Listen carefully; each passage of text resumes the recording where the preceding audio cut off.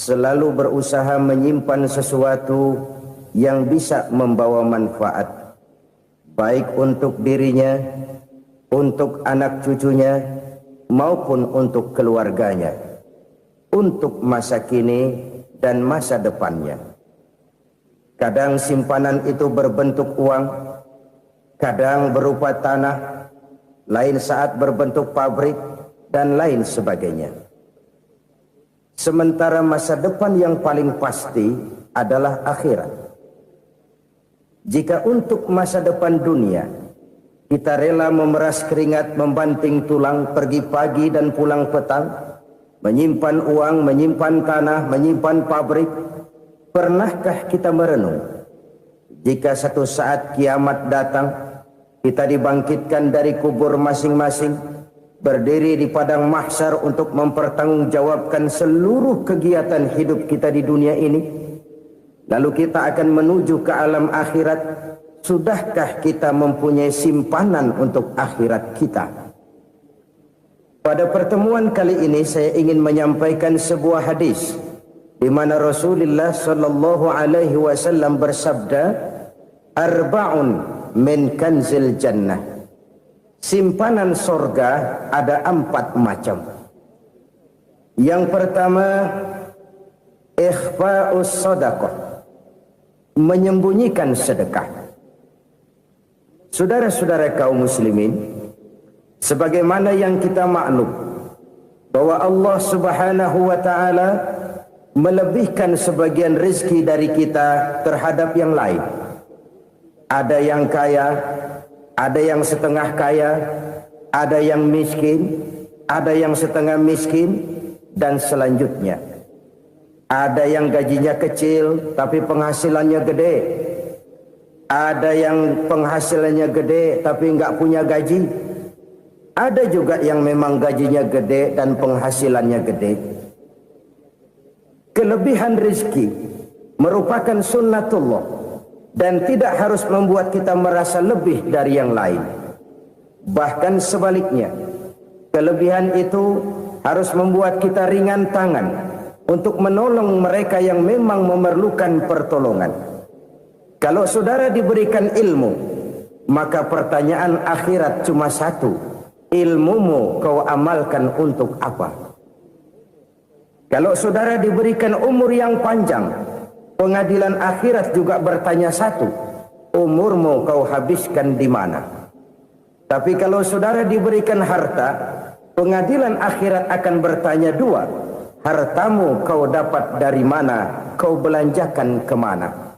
Dari mananya ditanya, dan kemananya juga ditanya. Oleh karena kita akan dimintakan pertanggungan jawab, maka amanah yang bernama harta ini harus kita gunakan dengan sebaik-baiknya. Ada penggunaan yang merupakan kewajiban, itu zakat namanya. Ada penggunaan yang sewaktu-waktu, itu infak namanya. Ada yang lebih sewaktu-waktu lagi, dan itu sedekah namanya. Zakat dia terikat oleh haul dan nisab, oleh putaran batas waktu dan ukuran dari harta itu sendiri. Sedangkan infak terikat oleh situasi dan kondisi perekonomian seseorang. Sedangkan sedekah tidak terikat dengan apapun. Dalam kondisi seperti apapun kita bisa melakukan sedekah dengan yang terkecil sekalipun. Sampai-sampai Rasulullah sallallahu alaihi wasallam mengajarkan, la tahqiranna minal ma'rufi syai'an walau an talqa akhaka biwajhin talik. Atau ada hadis, tabassumuka fi wajhi akhika laka shadaqah. Senyumanmu kepada temanmu adalah sedekah. Jadi untuk melakukan sedekah tidak harus dalam berbentuk uang. Dengan ilmu kita bisa sedekah, dengan tenaga kita bisa bersedekah, dengan pikiran kita bisa bersedekah, bahkan senyum kepada teman itu pun sedekah. Jadi kalau sedekah dengan uang memang belum punya uang, nyengir aja banyakin. Itu asal pada tempatnya, jangan lalu ketemu tiang listrik cengengesan. Tentu tidak pada tempatnya dan tidak wajar. Nah, sedekah yang paling dicintai Allah adalah sedekah yang disembunyikan. Artinya, jauh dari sifat riya. Kan kadang-kadang ada orang sedekah itu disebutkan namanya, apa tidak bagus? Kalau memang niatnya ikhlas, ya bagus-bagus saja. Untuk memberikan sugesti kepada yang lain. Si Fulan bin Fulan nyumbang sekian, diumumkan. Boleh kalau niatnya untuk memberikan rangsangan kepada yang lain supaya dia menyumbang lebih besar dari orang tadi. Tapi kalau itu mendatangkan riya, maka sedekah yang paling dicintai Allah adalah sedekah yang disembunyikan.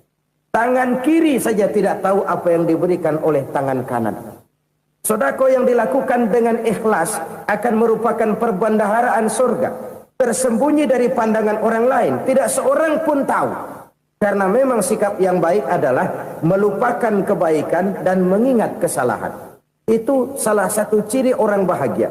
Orang yang selalu mengingat kesalahannya dan berusaha melupakan segala kebaikannya.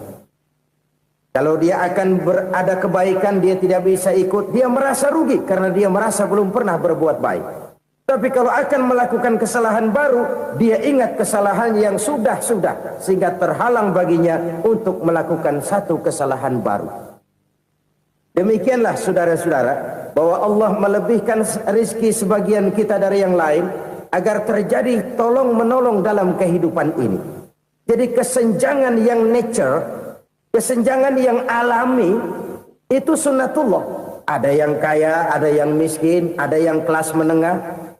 Nah, kenapa lalu sekarang kita berusaha mengentaskan kemiskinan? Oleh karena adanya kesenjangan struktural. Kalau yang kaya bisa semakin kaya, kenapa yang miskin tidak bisa naik jadi ikut sedikit kaya? Sebab pada dasarnya Islam adalah agama yang sejak turunnya sudah berupaya memerangi kemiskinan. Bahkan dikatakan kemiskinan itu mendekatkan kepada kekufuran. Orang kalau miskin udah dekat banget sama kafir. Gampang menjadi kafir. Berapa banyak saudara-saudara kita yang oleh karena soal perut, oleh karena soal materi, terpaksa meninggalkan dan menanggalkan akidahnya. Menjual petunjuk yang diberikan Allah dengan kesenangan dunia yang cuma sebentar ini. Na'udzubillah, thumma na'udzubillah. Jadi makin kita sembunyikan satu sedekah, semakin banyak perbendaharaan kita di surga. Sedekah yang paling dicintai Allah adalah sedekah yang disembunyikan. Malahan ada seorang sufi, dia punya kebiasaan kalau pergi sholat Jumat dia bawa uang, itu uang dia taruh di bawah tikar masjid. Dia niat sedekah kepada siapa saja yang nemuin itu duit. Maksudnya apa? Supaya yang nemuin nggak tahu siapa yang punya duit. Demikian dia saking ingin menyembunyikan sedekahnya. Karena sifat riya itu bisa memakan amal kita sendiri. Riya itu termasuk menyebut-nyebut kebaikan kita.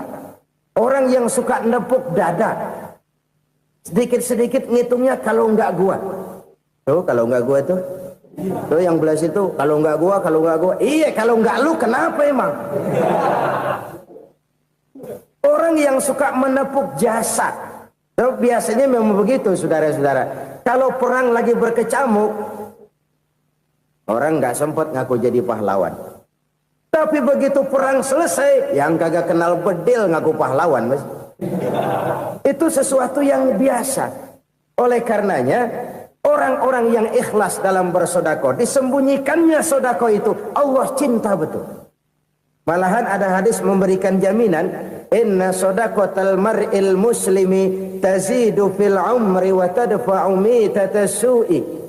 Sesungguhnya sedekahnya seorang mukmin tazidu fil umri, bisa menambah umur panjang. Wa tadfa'u mitatas su'i, dan menyelamatkan manusia dari mati secara su'ul khatimah. Jadi siapa yang kepengen panjang umur, banyaklah sedekah. Yang bosan hidup, pelit terus. Sedekah menambah panjang umur dan menyelamatkan manusia dari mati secara su'ul khatimah. Pak, katanya umur itu nggak bisa ditambah, nggak bisa dikurangin. Kapan? Kalau ajal sudah datang. Wa idza jaa ajaluhum la yastakhiruna sa'atan wa la yastaqdimun. Kalau ajal datang tidak bisa dimajukan, tidak bisa dimundurkan. Itu kalau ajal sudah datang. Tidak bisa lagi umur ditambah dikurangi, sudah datang. Tapi kalau belum datang, itu kan haknya Allah. Mau ditambah, mau dikurangi, hak prerogatif Allah. Sebagai pencipta manusia, Allah maha kuasa dan maha mampu. Sedekah ini menambah panjang umur dan menyelamatkan manusia dari mati secara su'ul khatimah. Itu orang mati kan sama ya, kondisinya mati, nggak nafas. Tapi hakikat mati kan lain-lain. Ada yang mati itu husnul khatimah, baik akhirnya. Misalnya lagi ngaji mati, lagi sholat mati, lagi sedekah mati. Ini yang dinamakan dengan husnul khatimah, baik di akhirnya. Sebaliknya ada yang su'ul khatimah, jelek di akhirnya. Ini yang jadi catatan akhir. Lagi nyekek botol, mampus. Lagi banting kartu, modar. Su'ul khatimah, jelek pada akhirnya. Sedekah menyelamatkan manusia dari mati secara su'ul khatimah. Dan kita semua kepengen mendapat husnul khatimah, jauh dari su'ul khatimah. Oleh sebab itu yang bisa menyelamatkan kita dari penyakit itu antara lain adalah sedekah yang disembunyikan, yang dikerjakan dengan ikhlas karena Allah, tidak karena kepengen dipuji orang, tidak karena ingin dikatakan orang pemurah. Sebab orang dermawan itu orang yang memberi tanpa harus diminta. Kalau masih harus diminta, ya belum dermawan namanya, masih harus diminta. Kalau nggak diminta ya tulus, lolos, polos. Saudara-saudara kaum muslimin rahimakumullah. Harta adalah amanat dan akan kita pertanggungjawabkan. Allah melebihkan rezeki sebagian kita dari yang lain agar kita saling tolong menolong, bantu membantu. Nabi janjikan siapa yang meringankan beban saudaranya muslim di dunia, Allah akan meringankan bebannya di akhirat nanti. Sebuah jaminan dari baginda Nabi. Si orang yang kita bantu barangkali tidak bisa membalas, Allah yang akan membalas lewat jalan lain yang tidak pernah kita sangka-sangka. Ada orang tanya, Pak, ini ada orang nyumbang masjid sambil marah-marah, bagaimana? Saya bilang sumbangannya aja ambil, marahnya jangan. Marahnya jangan diambil, itu urusan dia. Saudara-saudara kaum muslimin rahimakumullah. Umat Islam ini kan umat yang punya potensi besar. Kadang kita merenung, kenapa kadang-kadang pembangunan masjid kok lambat sekali? Kalau hotel hari ini peletakan pertama, bulan depan peresmian. Supermarket hari ini peletakan batu pertama, minggu depan peresmian. Tapi kalau sudah yang namanya masjid, kadang-kadang peletakan batu pertama sekaligus jadi batu terakhir. 3 tahun, 4 tahun, campur nebar jalak di jalanan, duit dijaring kayak ikan sepat. Apa tidak ada orang Islam yang kaya? Banyak. Apa tidak ada pengusaha muslim yang jadi konglomerat? Ada. Lalu yang belum banyak itu yang komit terhadap nilai-nilai agamanya. Akhirnya kita jatuh jadi umat yang lemah. Belum ada pengusaha konglomerat muslim buka pabrik supermi cap beduk misalnya umpamanya atau pabrik kecap cap sorban supaya identitas keislamannya sedikit kelihatan. Kita jatuh jadi umat yang lemah karena potensi tidak terinventarisir dengan baik. Kita ini ibarat kompor yang cuma matengin nasi orang lain. Potensi kita dimanfaatkan oleh orang lain. Ukhuwah Islamiyah kita baru terbatas kepada silaturahmi. Ukhuwah di bidang ekonomi kita lemah, ukhuwah di bidang kebudayaan kita lemah, apalagi ukhuwah di bidang politik kita lebih rapuh lagi. Padahal ukhuwah itu adalah totalitas kehidupan manusia, menyangkut ipolek sosbud, memerlukan nilai-nilai ukhuwah. Jadi oleh karena itu mari kita menyadari di dalam harta kita, walaupun kita yang cari pergi pagi pulang sore peras keringat banting tulang, di sana ada harta anak yatim, di sana ada hak masjid, Di sana ada hak pesantren, di sana ada hak jihad. Berbahagialah seseorang apabila dia oleh Allah dijadikan keran. Keran itu menyimpan air, tapi tidak untuk dirinya, tapi disalurkannya kepada mereka yang memang memerlukannya. Saudara-saudara kaum muslimin rahimakumullah, ini yang pertama. Jadi perbendaharaan surga adalah menyembunyikan sedekah. Orang lain nggak tahu, kita pun nggak pernah ngitung-ngitung. Kita anggap lewat begitu saja, padahal itu deposit akhirat. Satu. Yang kedua, perbendaharaan surga itu apa? Wa kitmanul musibah, menyembunyikan kesulitan. Kadang orang takut menghadapi kesulitan, tapi makin kita merenung, hidup ini kan sebenarnya urusan. Takut sama urusan, ya jangan hidup. Tandanya orang hidup itu kalau punya urusan. Urusan merupakan problem. Problem sering menimbulkan kesulitan. Kesulitan bukan untuk ditakuti, tapi untuk diatasi dan dicarikan jalan keluarnya. Siapa sih orangnya yang nggak pernah sulit-sulit? Makin tinggi status sosialnya, makin gede urusannya. Makin tinggi kualitas imannya, makin berat tingkat kesulitannya. Cuma memang yang namanya enak itu seperti pelangi. Biang lala itu nggak pernah di atas kepala kita, di atas kepala orang melulu. Lu sih enak lu, kata kita. Dia juga bilang yang enak kan lu. Pelangi itu nggak pernah di atas kepala kita. Kata tukang beca, aduh enak ya naik Mercy. Kata tukang beca, apa yang di dalam mobil Mercy? Aduh enak bener tukang beca, di jok ngeringkuk ngorok pulas bener. Saya kamar pakai AC, sejuk, tempat tidur sutra, empuk, alga, spring bed, gula kulik, nggak bisa pulas kalau belum minum Valium, belum tidur. Enak bener tukang beca, di jok ngorok nggak tahu wetan kulon. Si tukang beca bilang yang di Mercy enak, yang di Mercy bilang tukang beca enak. Inilah enak, nggak pernah di atas kepala kita, di atas kepala orang lain melulu enak itu. Nah, saudara-saudara, yang merupakan perbendaharaan surga itu orang yang bisa menyembunyikan kesulitan, baik pribadi ataupun rumah tangga. Nih terutama rumah tangga yang jadi soalnya. Kadang-kadang kita ini kalau senang, sebaliknya kalau senang kita diam, kalem aja, cuek. Banyak banget duit kita bawaan, diam aja udah.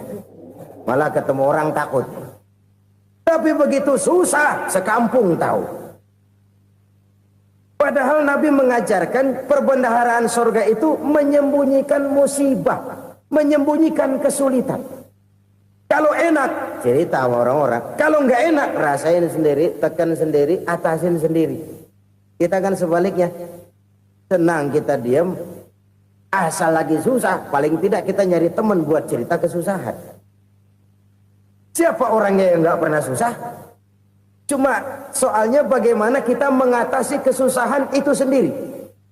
Begitu juga misalnya kalau orang sudah berumah tangga, itu orang tuanya harus menjadi tempat dia cerita yang enak-enak saja. Yang nggak enak rasain berdua, selesaikan berdua, atasin berdua. Jangan dibalik. Asal senang diam, giliran susah saja. Maknya laporan. Terbalik. Bisa menjaga security informasi. Maka nama bayam keluar diam, malah seluitan. Enak amat lo makan daging ayam. Security informasi. Saudara-saudara kaum muslimin rahimakumullah. Ujian yang terberat itu yang pernah diberikan kepada para nabi, para rasul, para aulia, para ulama. Makin tinggi keimanan, makin berat bentuk kesulitan. Ayo saya kemukakan satu contoh saja. Ada seorang nabi yang kaya, nabi kaya, namanya Nabi Ayub. Iblis kalau orang begini kan keki, ibadahnya rajin, kaya. Nih yang kayak begini susah digodain. Kalau ibadahnya rajin, miskin, kali bisa disogok. Sini imannya mantap, ibadahnya rajin, kaya, nabi lagi. Oh, tapi namanya iblis nggak kurang akal. laporan, Tuhan, kenapa Les? Ya ini bahasa saya, bahasa Qurannya sih nggak gitu. Itu hambamu yang namanya Ayub, dia rajin ibadah cuma karena dikasih kaya aja. Coba kasih miskin dia, berhenti dia sembahyang. Ah, kamu bisa aja. Saya tahu Ayub itu hambaku yang ikhlas. Saya buktiin Tuhan, silahkan. Dibuktiin lah, iblis turun ke alam ini. Yang mula-mula dia lakukan, dia rusak sawah ladang Nabi Ayub. Dia binasakan binatang ternak Nabi Ayub. Sehingga dalam waktu singkat, jatuhlah Nabi Ayub dari orang paling kaya jadi orang paling miskin. Beliau masih ibadah di mihrab dalam masjid. Datang iblis. Saudara Ayub, ya, lagi ngapain? Ibadah. Nyembah Allah, nyembah Allah. Oh, percuma. Kenapa?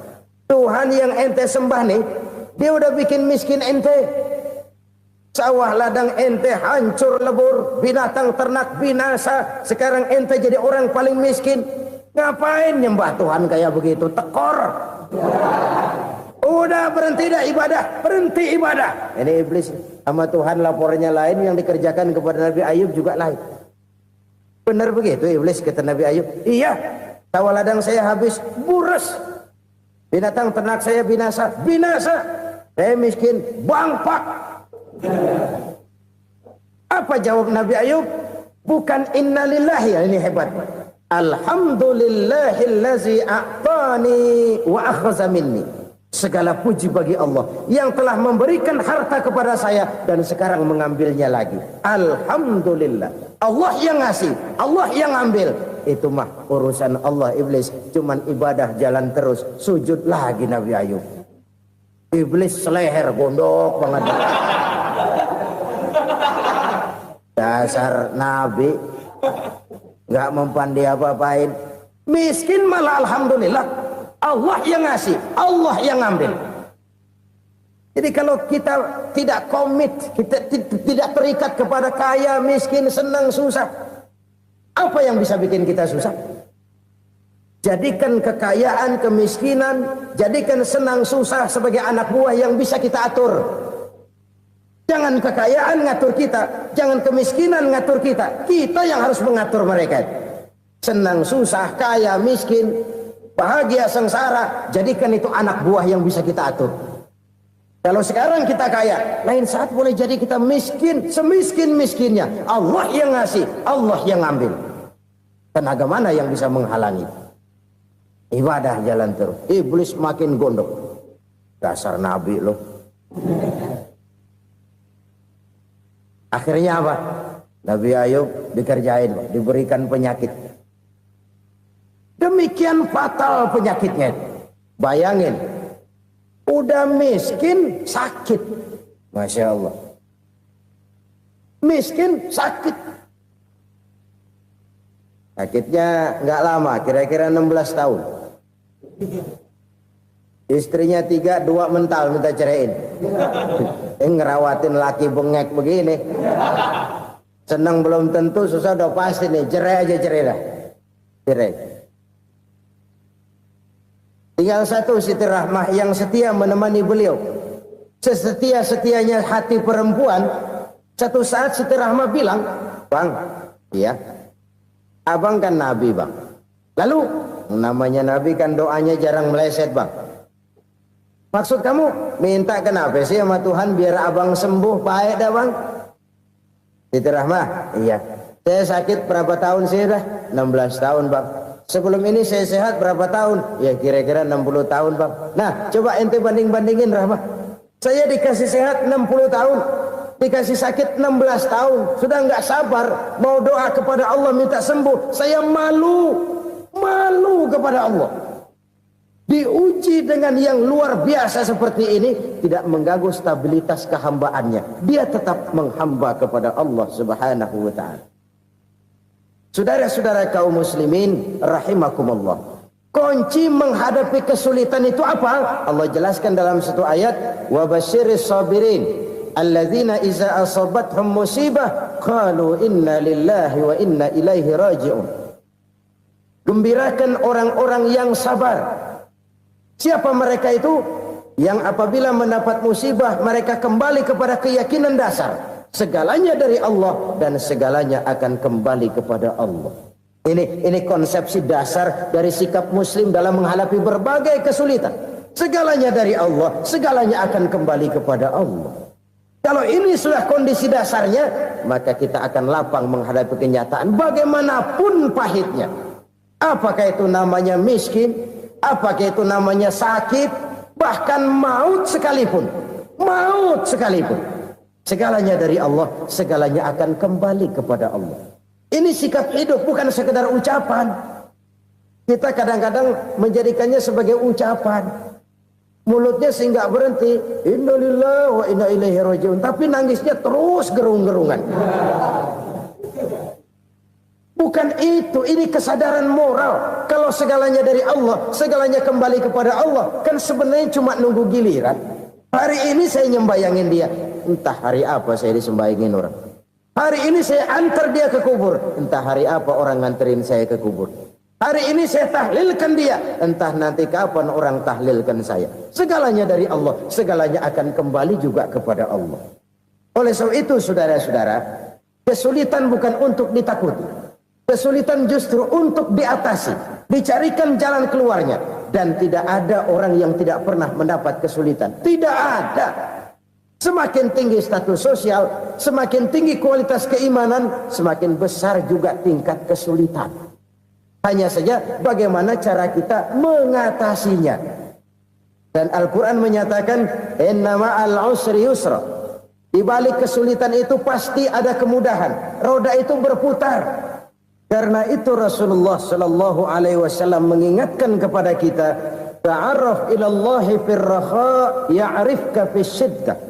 Ingatlah kepada Allah di waktu kamu senang, supaya Allah ingat kepada kamu di waktu kamu susah. Kalau waktu senang kita ingat kepada Allah, kita susah, Allah tidak akan meninggalkan kita. Tapi kalau waktu senang kita jauh dari Allah, sujud tidak sempat, dengan masjid jauh, ketika senang kita lupakan Allah. Nanti begitu kita susah, Allah lupakan kita. Dan itu menyakitkan. Oleh karena itu orang-orang tua kita dulu bilang, kalau lagi sehat ingat-ingat lu bakal sakit nanti. Kalau lagi kaya ingat-ingat satu saat kita bakal jatuh miskin. Bahkan kalau lagi muda ingat-ingat kita bakal tua. Dan yang terpenting kalau lagi hidup ingat-ingat kita bakal mati. Saudara-saudara kaum muslimin rahimakumullah. Jadi yang kedua yang merupakan perbendaharaan surga, menyembunyikan musibah. Saudara-saudara kaum muslimin rahimakumullah. Hal ketiga yang merupakan perbendaharaan surga adalah wasilatur rahmi. Orang yang suka bersilaturahmi. Sebagaimana yang kita maklum bahwa manusia adalah makhluk yang disebut zon politika. Makhluk sosial yang tidak mungkin hidup sendiri-sendiri. Betapa dan siapapun kita memerlukan orang lain. Bodoh betul manusia kalau tinggal di tengah masyarakat tapi tidak mau bermasyarakat. Merasa hebat sendiri, pinter sendiri, gagah sendiri, kaya sendiri. Mungkin kalau mati juga ngubur sendiri. Jangankan kita di sini, di sorga saja Nabi Adam waktu sendirian bengong melulu, ngondar mandir. Allah tegur dam sepi dam. Jadi ini kalau bahasa saya, iya Tuhan sepi ini nggak ada coret-corekan pisan ini. Diciptakan Siti Hawa baru anteng Nabi Adam. Itu di sorga. Cobalah. Umpamanya saudara tinggal di Jakarta nih. Kayak bener. Apaan aja di Jakarta punya saudara dah. Jembatan Semanggi ambil. Monas, Buntel bawa pulang. Hotel-hotel ambil semua. Cuman tinggal di Jakarta sendirian, apa enaknya? Betapa dan siapapun kita perlu orang lain. Tidak ada seorang pun yang bisa memenuhi kebutuhan hidupnya secara sendiri-sendiri. Nah, Islam telah menyelamatkan manusia dari ras diskriminasi. Mengikat manusia dengan persaudaraan yang berlandaskan kepada akidah. Karena itu dianjurkan bersilaturahmi. Bahkan Nabi menyatakan, man arada ayyubsata lahu fi rizqihi wa yunsa'a fi atharihi falyasil rahimah. Siapa yang kepengen diluaskan rezekinya dan dipanjangkan usianya, banyaklah ia bersilaturahmi. Siapa yang kepengen dimudahkan rezekinya, hendaknya ia banyak bersilaturahmi. Kalau banyak teman, kesulitan kan paling tidak ada tempat cerita. Udah susah, sendirian kita pikirin diri, nggak ada tempat tukar pikiran. Cepet banget sama bengek. Dilawan sendiri. Nah, secara makro kita bisa berkata, tidak mungkin ada kemenangan kalau tidak ada kekuatan. Tidak ada kekuatan kalau tidak ada kesatuan dan persatuan. Tidak mungkin ada kesatuan dan persatuan tanpa semangat silaturahmi. Kalau umat Islam mau menang, dia harus kuat. Kalau umat Islam mau kuat, dia harus bersatu. Kalau umat Islam mau bersatu, dia harus membudayakan silaturahmi ini. Bahkan sampai-sampai kata Nabi, kalau bisa cari nilai tambah. Apa? Silman qata'ak. Bersilaturahmilah kau kepada orang yang marah denganmu. Masya Allah, indahnya ajaran agama kita. Orang yang marah pun kepada kita, kata Nabi, kalau bisa bersilaturahmilah kepadanya, kepada orang yang marah itu. Di situ nilai tambah. Cuman jujur nih hadis, ngucapinnya gampang, ngamalinnya yang berat banget. Orang marah sama kita, kita disuruh silaturahmi, ada apa malu? Lu marah, ada gue marahan lagi. Tunggu pikirin. Saudara-saudara kaum muslimin rahimakumullah. Tapi ini yang diajarkan, bahkan ini yang dicontohkan oleh baginda Rasul. Bagaimana begitu mudah? Misalnya satu saat Abu Jahal ini ngatur strategi bagaimana bikin Muhammad celaka. Dia gali lubang di depan tempat tidurnya. Dia tutupin daun korma. Terus dia panggil seseorang, ke sini. Kasih tahu Muhammad, pamannya sakit keras, minta ditengokin. Berangkat orang ini ke sana. Muhammad, labbaik. Pamanmu sakit keras, dia minta ditengokin. Baik, saya akan datang menjenguk beliau. Berangkatlah Nabi ke rumah Abu Jahal tanpa prasangka apapun. Abu Jahal udah pasang setil, selimut 3 rangkap setengah dipakai. Persis kayak orang meriang. Tapi sembari ngintip dari balik selimut, begitu Muhammad buka pintu, nah masuk perangkap nih. Muhammad jalan menuju tempat pembaringan. Makin lama makin dekat, makin lama makin dekat. Makin dekat ke lubang yang dipasang oleh Abu Jahal itu. Dalam hati Abu Jahal, terus dah jatuh, mampus dah lo ini. Mampus lo hari ini nih. Apa yang terjadi? Malaikat Jibril datang. Muhammad, pamanmu cuma pura-pura sakit. Di depan tempat tidurnya ada lubang perangkap supaya kamu jatuh ke situ. Sudah, kamu pulang. Balik kanan Nabi. Sudah hampir jatuh ke lubang, balik kanan, pulang. Bayangin kecewanya Abu Jahal. Muhammad dikit lagi, Muhammad dikit lagi. Enggak, paman, saya pulang aja. Emosi bangun dari tempat tidur, enggak sadar kalau lagi pura-pura sakit. Lompat ngejar Nabi, dia lupa dengan lubang yang dia gali. Serak, nyemplung sendiri ke dalam lubang.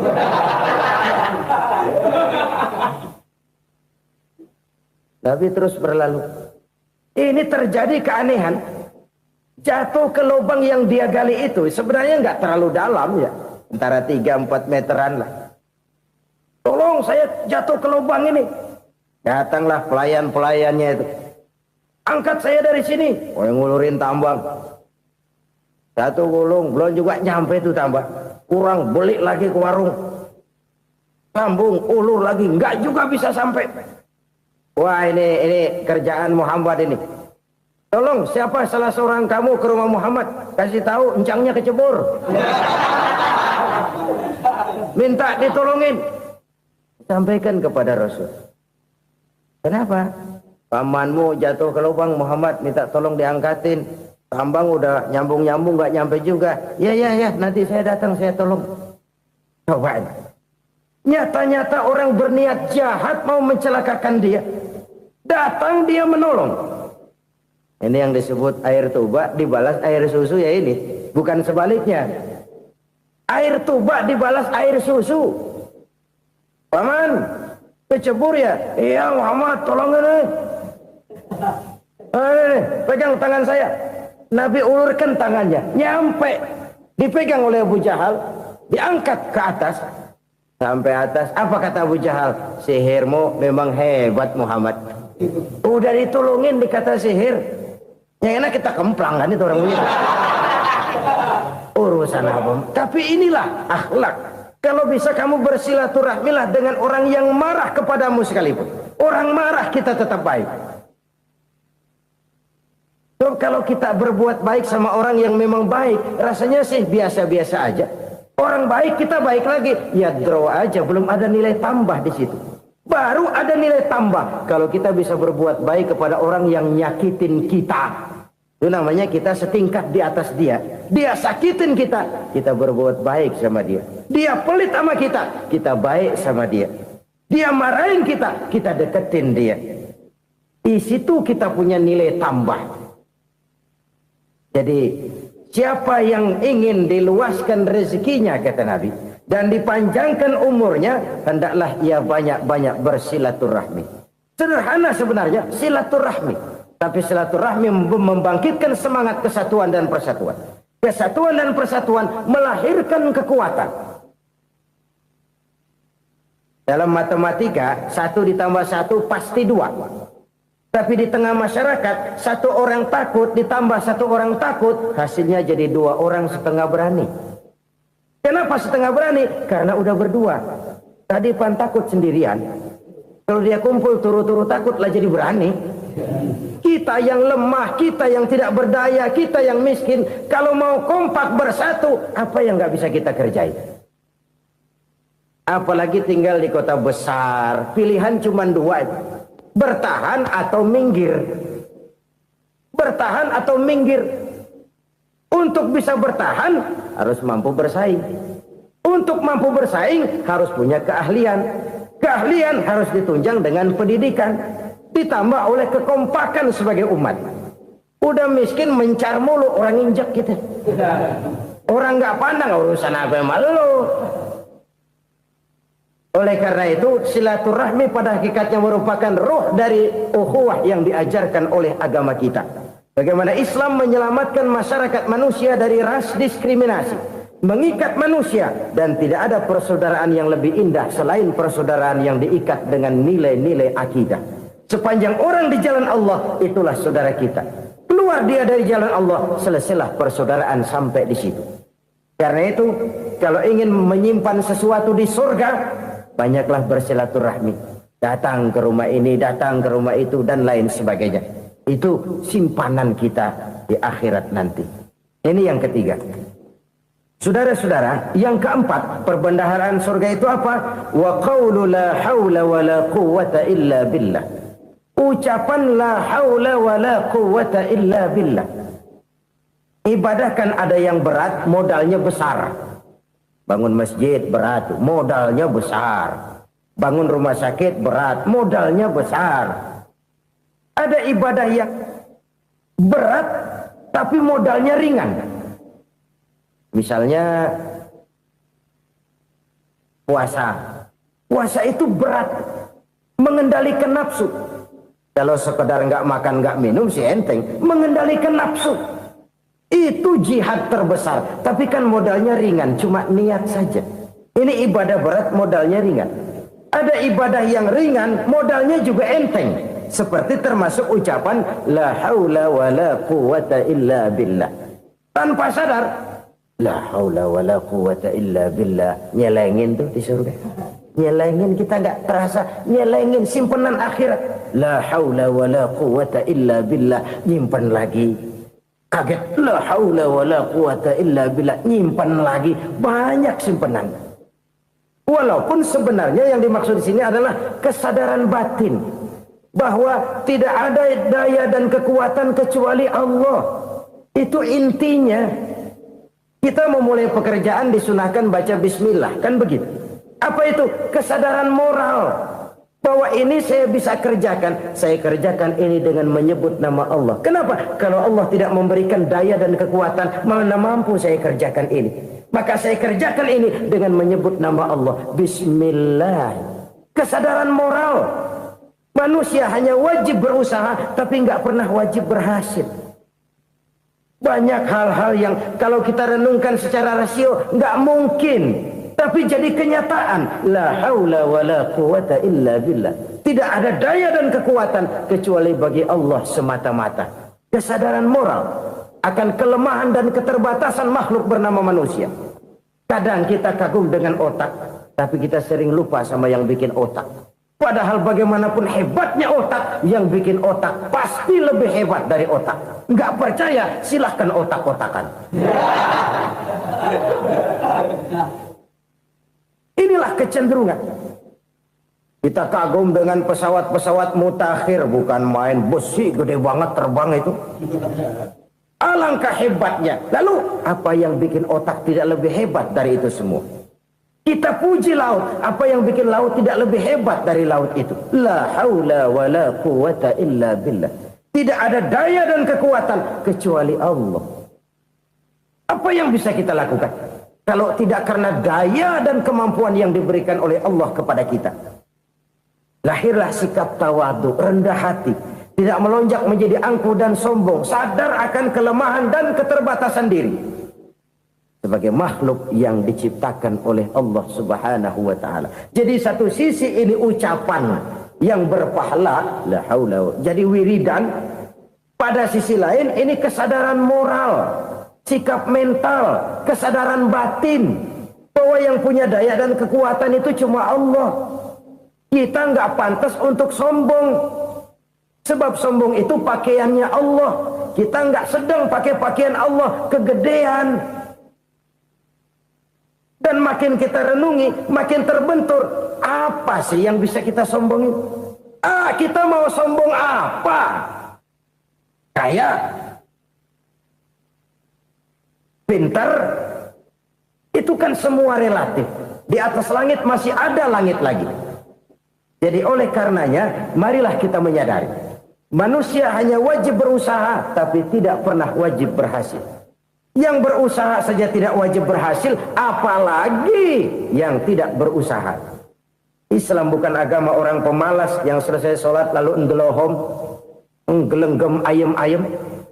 Tapi Islam bukan agama orang sombong yang setelah berusaha lalu tidak memerlukan Allah. Kita bisa saja bikin proyeksi tahun sekian kita bakal panen besar menurut perhitungan otak. Tapi ada kejadian lain. Apa? Tikus ngambek. Habis itu dimakanin tikus, panen gagal. Proyeksi rasional gagal oleh tikus-tikus yang ngambek itu. Bisa saja terjadi. Tahun depan kita panen besar. Urung. Kenapa? Musim panas panjang. Dan sekarang ini koran-koran bikin berita musim mengalami penyelewengan. Bukan cuma manusia yang nyeleweng sekarang. Musim pakai nyeleweng. Mestinya kan musim hujan udah selesai. Masih hujan-hujan juga. Musim. Nah sekarang kita boleh bikin proyeksi. Kita bakal panen besar. Tahu-tahu musim panas panjang. Sawah retak, air kering. Cari teknokrat yang paling botak. Suruh pendekin tuh musim panas. La haula wa la quwata illa billah. Inilah kesadaran moral. Saudara, saya teringat satu saat ada seorang konglomerat. Umurnya ya kira-kira 70-an. Suatu saat dia ditanya oleh wartawan, "Pak, umur Bapak berapa sih?" "Ya paling 10 tahun." 10 tahun? 10 tahun? Anak Bapak berapa orang? Satu saja? Satu. Harta Bapak berapa? Ya paling-paling bangsa 7 juta kali. 7 juta? Iya. Pak, kenapa Bapak bohongi saya? Bapak punya buku biografi. Koran-koran, majalah-majalah banyak memuat cerita riwayat hidup Bapak. Saya tahu umur Bapak 70. Kenapa bilang cuma 7 tahun? Saya tahu anak Bapak 8. Kenapa cuma bilang 1? Saya tahu harta bapak miliaran, mungkin triliunan, pabrik di mana-mana, bank di mana-mana. Kenapa bilang uang bapak cuma 7 juta? Nah, kata si konglomerat tadi, kamu benar nak, kamu benar. Umur saya kalau jumlahnya memang 70 nak. Cuman ingat-ingat saya, baru 7 tahun terakhir ini saya sujud. Baru 7 tahun terakhir ini saya berusaha dekat dengan Allah. Saya laksanakan perintahnya, saya jauhi larangannya. 7 tahun inilah rasanya yang ada nilainya di hadapan Allah. Yang 63 tahun matong, kelabu, kelem umur gue. Habis untuk maksiat, untuk munkarat. Maka ketika ditanya tadi, umur saya 7 tahun itu.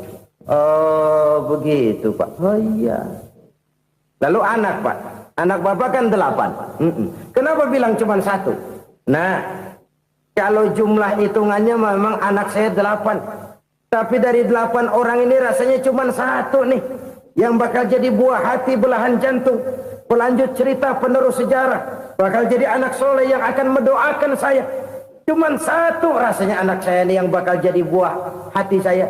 Besar-besaran saya. Yang akan mendoakan di kubur saya. Yang akan mendoakan di akhirat saya. Yang 7 orang mana, Masya Allah, yang atu tenggeng, yang atu nyekek botol mulu, yang atu nggak karu-karuan. Makanya saya bilang 1 anak saya yang akan bisa mendoakan saya. Oh begitu Pak. Iya. Nah harta Pak, harta bapak kan triliunan, pabrik bapak di mana-mana, uang bapak hampir di tiap bank-bank besar. Kenapa bilang cuma 7 juta? Betul kau nak. Harta saya kalau jumlahnya memang miliaran, triliunan mungkin. Tapi yang saya ingat baru 7 juta tuh yang saya belanjakan di jalan Allah. Saya nyumbang masjid, saya santuni yatim piatu, saya bantu pembangunan pesantren, saya bantu pembangunan rumah sakit Islam. Itu yang akan saya bawa pulang ke akhirat, yang 7 juta itu. Yang triliunan itu nanti akan diperebutkan oleh anak-anak saya sebagai waris saya. Jadi harta saya 7 juta itu yang bakal nemenin saya di akhirat. Yang akan saya bawa pulang jadi teman saya. Saudara-saudara kaum muslimin, jangan-jangan orang tua itu adalah kita-kita ini. Jangan-jangan kita-kita ini adalah orang tua itu. Jangan-jangan itu potret dari diri kita masing-masing. Dari sekian umur yang diberikan Allah, berapa tahun yang ada nilainya di hadapan Allah? Dari sekian anak-anak yang merupakan amanah, berapa yang akan mendoakan kita sebagai orang tuanya menjadi anak soleh? Dari sekian banyak harta yang diberikan Allah, berapa yang akan kita bawa pulang menghadapnya nanti, yang kita belanjakan di jalan Allah? Ini sebuah potret kehidupan. Karena itu kita kembali kepada la haula wa la quwata illa billah. Kita wajib berusaha, kita wajib berikhtiar. Selebihnya, segala daya dan kekuatan hanya milik Allah saja semata-mata. Satu kesadaran batin dari setiap pribadi muslim. Setelah ia berusaha dan berikhtiar, ia menyerahkannya kepada Allah Subhanahu wa ta'ala. Jadi, satu sisi ini merupakan wiridan ucapan yang mengandung pahala. Pada sisi lain, ini merupakan sikap batin dari seorang muslim di dalam ia menghadapi realitas kehidupan ini. Saudara-saudara kaum muslimin rahimakumullah. Kalau ini kita jadikan satu basis kehidupan, maka ini akan menyelamatkan manusia dari kemungkinan tergelincir menjadi orang yang lupa diri dan lupa darat. Sebab itu Imamul Ghazali berpesan, jadidis safinah fa innal bahra amiq wa khuziz zad fa inna safara ba'id wa khaffifil hamla fa innal hamla sadid. Perbarui selalu kapalmu karena lautan sangat dalam. Bawa bekal yang banyak karena perjalanan ini sangat jauh. Ringankan beban karena kebanyakan beban akan menyakitkan. Alangkah indah kalimat ini, alangkah dalam makna yang terkandung di sana. Perbarui selalu kapalmu karena lautan sangat dalam. Apa artinya ini? Jaga mentalmu baik-baik. Pelihara imanmu baik-baik karena hidup penuh cobaan seperti lautan. Kita kalau berlayar di lautan kan kadang-kadang tenang, angin bertiup sepoi-sepoi basah. Jika malam datang bintang gemintang bertabur menghias cakrawala. Rembulan memantulkan sinarnya dengan indah. Dalam keadaan begitu berlayar enak. Tapi lain saat ombak menggunung, halilintar menyambar, angin topan bertiup. Berapa banyak sudah saudara-saudara kita yang tenggelam di lautan dunia tanpa sadar bahwa dia belum sampai kepada pantai yang akan dituju. Berapa banyak sudah saudara-saudara kita yang tenggelam di lautan dunia ini tanpa sempat bangkit lagi. Dia menyangka sudah sampai kepada tujuannya. Hati-hati kapal jangan sampai bocor karena lautan sangat dalam. Iman ini jaga baik-baik karena hidup penuh dengan ujian. Wa khuzizat fa inna safara ba'id. Bawa bekal yang banyak karena perjalanan sangat jauh. Saudara mau ke Bandung, bawa duit. Saudara mau ke Surabaya, banyakkan lagi duitnya. Saudara mau ke Mekah, gepokan, iketan tuh duit nggak lembaran lagi. Makin jauh perjalanan, makin banyak bekal yang harus kita bawa. Kalau saudara dari Jakarta mau ke Surabaya, kagak bawa duit berangkat juga, itu sih bukan berani namanya, nekat. Sampai Surabaya belum tentu, sengsara di jalan udah pasti. Kenapa? Nggak bawa bekal berangkat. Sama juga kita nih, misalnya belum sempat sembahyang, mati. Waduh, berani banget orang. Belum punya bekal, mati. Sengsara di jalan. Atau bekal tidak cukup. Dari Jakarta saudara mau ke Surabaya, bawa duit 500 perak. Paling jauh Cikampek nyampenya itu. Paling jauh itu. Antara jauhnya perjalanan dengan bekal yang saudara bawa tidak seimbang. Hidup ini perjalanan panjang. A walking tour. Dimulai dari alam arwah. Sebelum jasad diciptakan, roh diciptakan lebih dulu. Dari situ pindah ke alam rahim. Dari alam rahim pindah ke alam dunia. Dari alam dunia pindah ke alam barzah. Baru menuju akhirat. Satu perjalanan panjang. Kalau bekal tidak bawa, sengsara di jalan. Bawa bekal yang banyak karena perjalanan ini sangat jauh. Wa khaffifil hamla, ringankan beban karena beban itu cuma akan menyulitkan. Kalau bekal itu sih keperluan, tapi beban nggak kita perluin, cuma ngeberat-beratin. Apa ini beban? Dosa. Kecurangan, kebatilan, kezoliman, ketidakadilan, kesewenang-wenangan. Itu akan jadi beban kita di akhirat. Alangkah celakanya, perjalanan panjang, bekal tidak bawa, beban kelewat banyak. Alamat sengsara di jalan. Pahala tidak ada, dosa berlipat ganda. Na'udzubillah, summa na'udzubillah. Kalau kita rangkum nasihat Al-Ghazali dengan kisah si konglomerat tadi, kita akan mengambil kesimpulan. Pertama, bekal terbaik dalam menghadapi gejolak kehidupan ini tidak lain adalah iman. Yang kedua, pahala dan dosa. Dua hal kontroversial. Pahala adalah bekal, dosa adalah beban. Tapi kita sekarang kan tidak begitu terangsang kepada yang abstrak.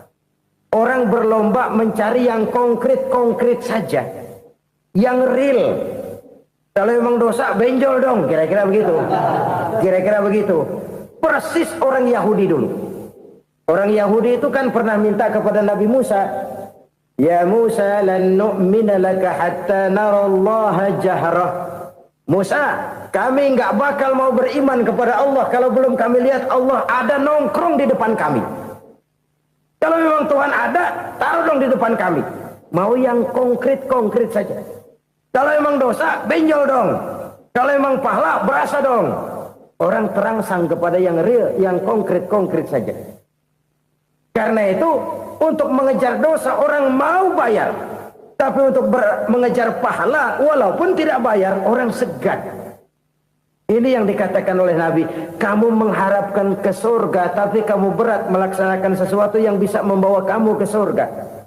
Kamu ingin jauh dari neraka, tapi tiap saat kamu lakukan perbuatan-perbuatan yang justru menjerumuskan kamu ke neraka.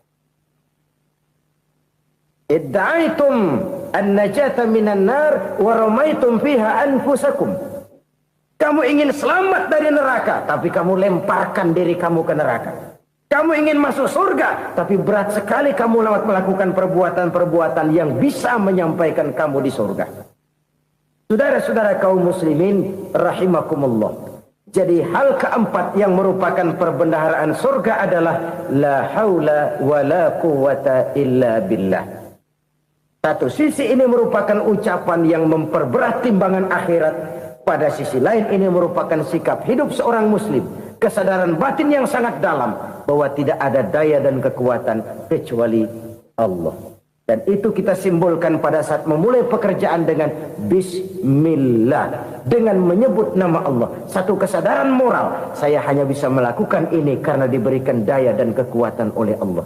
Lahirlah sikap tawadu, rendah hati, tidak melonjak menjadi angkuh dan sombong. Saudara-saudara, sampai sini dulu jumpa kita kali ini. Semoga 4 perbendaharaan surga ini dapat kita lakukan, yang kelak akan merupakan bekal kita di kemudian hari nanti. Amin ya rabbal alamin. Bapak-bapak, ibu-ibu, saudara-saudara kaum muslimin rahimakumullah. Di dalam kehidupan kita sebagai seorang muslim, minimal 5 kali dalam sehari semalam kita mendengar seruan untuk mendirikan solat yang disebut azan. Ada kalimat menarik di dalam kalimat azan itu, yakni seruan hayya 'alal falah, marilah menuju kepada keberuntungan, marilah meraih kemenangan. Seruan ini adalah kecenderungan dari setiap manusia, apapun warna kulitnya. Artinya, setiap orang dalam hidup selalu ingin meraih dan mencari kemenangan. Kemenangan akan melahirkan kepuasan batin, dan kepuasan batin memberikan kebahagiaan.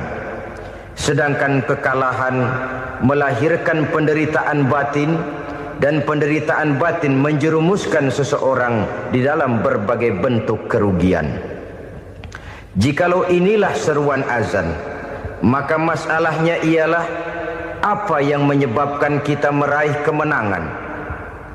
Al-Quranul Karim memberikan tuntunan dan ajaran kepada kita bahwa orang-orang yang memperoleh kemenangan itu tidak lain adalah orang-orang yang bertakwa.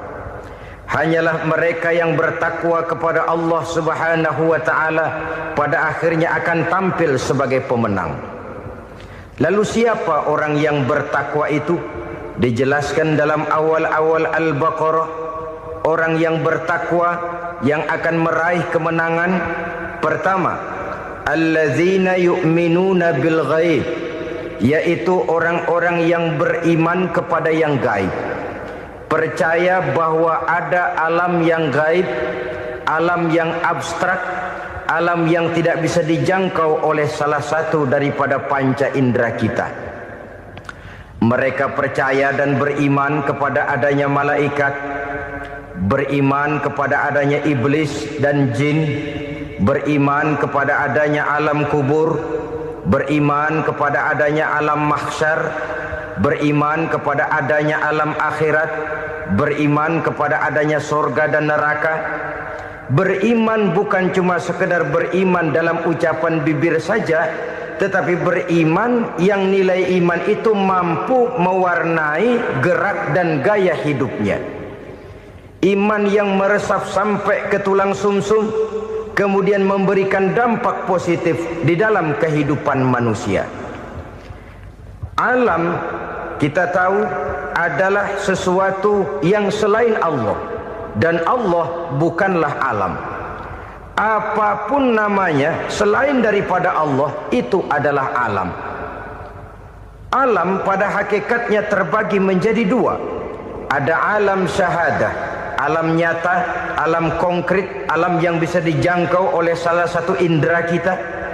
Kemudian ada alam ghaib, alam yang tidak bisa dijangkau oleh panca indera kita, alam metafisika, alam abstrak, alam yang wajib kita imani keberadaannya. Kita percaya bahwa malaikat itu ada, Kita percaya kepada jin, bahwa jin itu ada. Kita percaya kepada adanya iblis dan setan.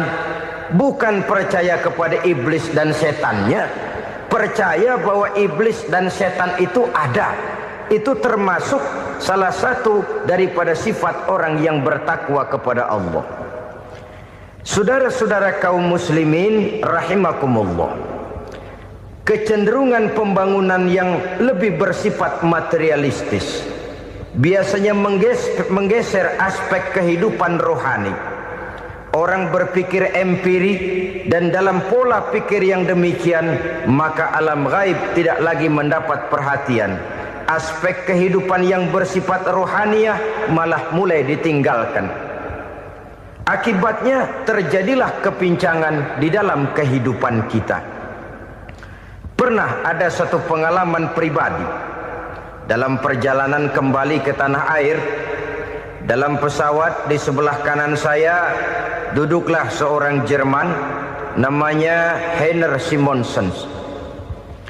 Iseng saya ajak kenalan, saya ajak ngobrol, saya tanya dia. Saya bilang, Mas Heiner ini, kalau pesawat yang kita tumpangi ini jatuh ke bawah, kira-kira apa yang bakal terjadi, Mas? Dia bilang, kita semua akan mati. Begitu? Iya. Oke. Apa itu mati? Tanya saya. Dia bilang, untuk tahu apa itu mati, kita harus tahu lebih dahulu apa itu hidup. Saya pikir nih bule bisa ngomong juga. Baiklah kata saya. Apa hidup menurut Anda itu? Oh, hidup itu dia bilang, kalau seluruh anggota badan kita bekerja secara normal, paru-paru memompa darah secara normal, jantung berdetak secara normal, sel-sel tubuh bekerja secara fit, dan organisme tubuh hanya mau bekerja secara normal, dia bilang, kalau kita memberi makan yang cukup, menu yang teratur, dan gizi yang lengkap. Saya bilang, kesimpulannya apa, Ner? Dia jawab, hidup adalah dari tangan ke mulut. Life is from the hand to the mouth, kata dia. Hidup adalah dari tangan ke mulut.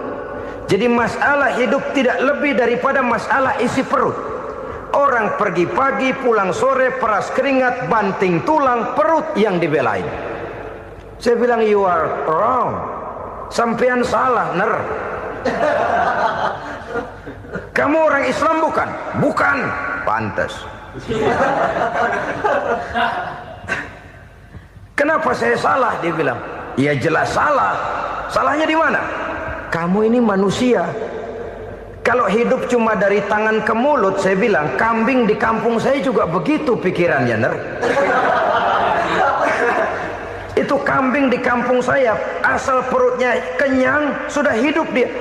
Perkara besok bagaimana, lusa prospeknya macam mana, bulan depan ada apa, kambing nggak pernah mikir. Di kampung saya kambing juga pikirannya begitu.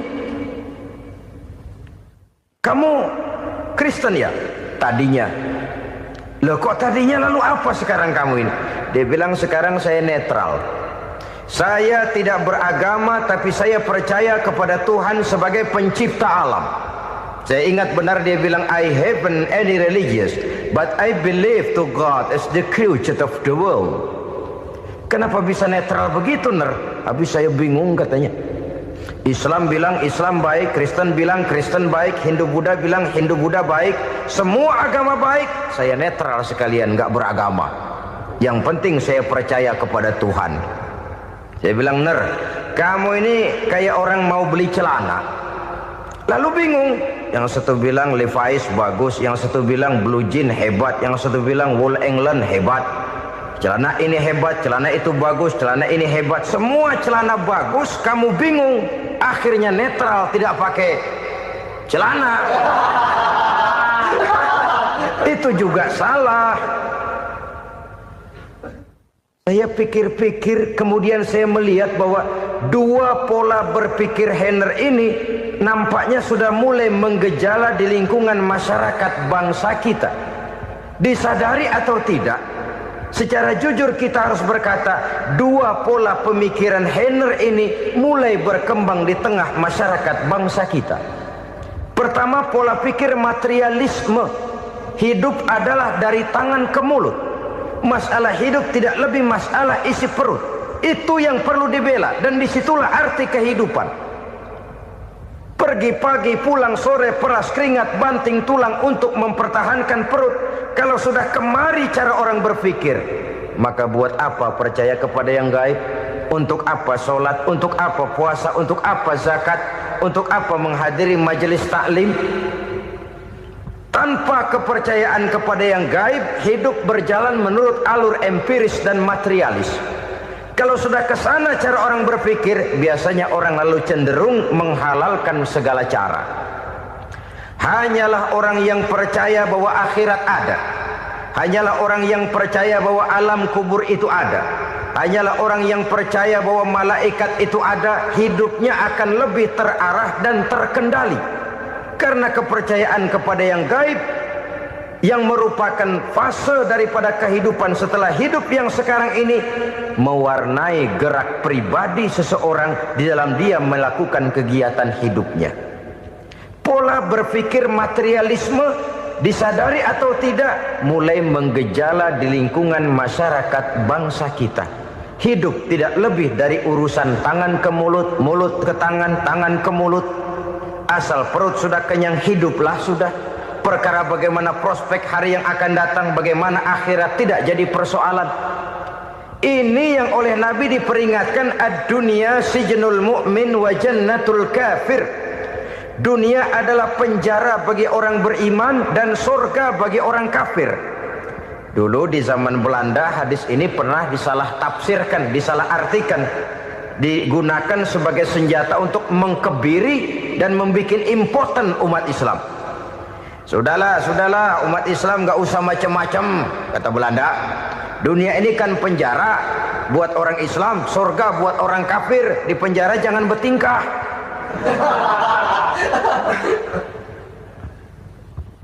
Pengertiannya tidak begitu. Dunia adalah penjara bagi orang mukmin. Artinya dalam kehidupan dunia seorang mukmin tidak bebas memperturutkan hawa nafsunya. Di penjara hawa nafsunya itu. Sebaliknya, surga bagi orang-orang kafir. Buat orang kafir, surgalah dunia ini. Mereka bebas memperturutkan hawa nafsunya. Dilarang tidak terlarang, dicegah pun tidak tercegah. Mereka hidup menurut alur bisikan nafsu mereka sendiri. Kemudian bila ajal datang, maut merenggut nyawa, selesailah surganya sampai di situ. Maka bagi orang-orang yang tidak percaya kepada adanya akhirat, kepada adanya alam gaib, surganya sebatas umurnya. Sekali lagi, surganya sebatas umurnya. Bila umur selesai, ajal pun datang merenggut nyawa, selesailah sudah surganya sampai di situ. Alangkah pendeknya perjalanan orang-orang yang tidak percaya kepada alam gaib ini. Bagi kita mukmin, jikalau kita mampu memenjarakan hawa nafsu, kita bisa bahagia di dunia ini. Dan Islam memang tidak menyuruh kita sengsara di dunia. Raih dunia, kejar dunia, gapai dunia sebagai alat untuk mencapai kebahagiaan di akhirat nanti. Hidup adalah satu perjalanan panjang yang terbentang sejak kita terlahir dari alam rahim sampai kepada alam akhirat nanti. Andai kata kita gagal meraih kebahagiaan di dunia, toh kita masih punya akhirat. Tapi jangan jadi dalil yang melemahkan semangat. Biarin dah kita di dunia kebelangsak, yang penting akhirat. Akhirnya dunia benar-benar kebelangsak.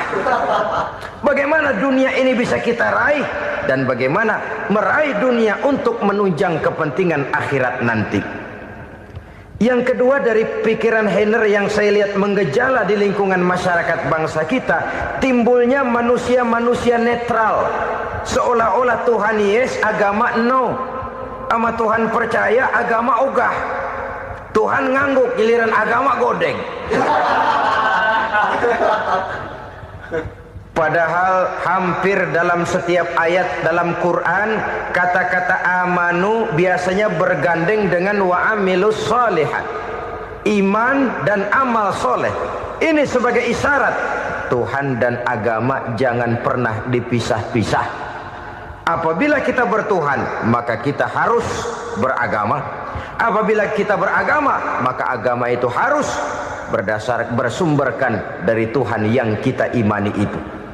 Tidak mungkin kita pisah, Tuhan yes, agama no. Sama Tuhan percaya tapi agama bikin sendiri. Sembayangnya cukup bengong 2 jam madep mulon.